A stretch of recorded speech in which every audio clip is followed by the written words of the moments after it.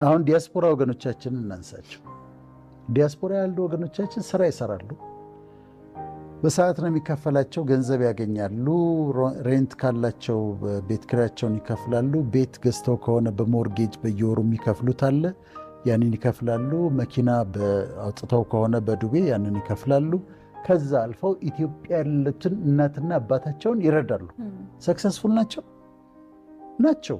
ኦፍኮርስ ናቸው። ግን ፎቅ ሰርተዋል? አልሰሩም። በጣም ብዙ ሚሊዮን ብር አላቸው አካውንታቸው ውስጥ የለም።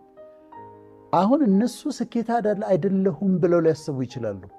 ቅድም ያልነው ይሄንን ነው። ስኬታማ ናቸው። ወጫቸውን ሸፍነዋል። አልፈው እኮ ቤተሰብ ረድተዋል።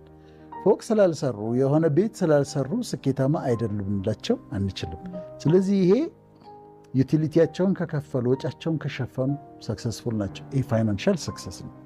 ሲያልፍና ማጠራቀም ስትቺ፣ ሲያልፍና ሴቭ ማድረግ ስትቺ የበለጠ ሰክሰስፉል ነሽ እንጂ ስኬታማ ነን ማለት ነው።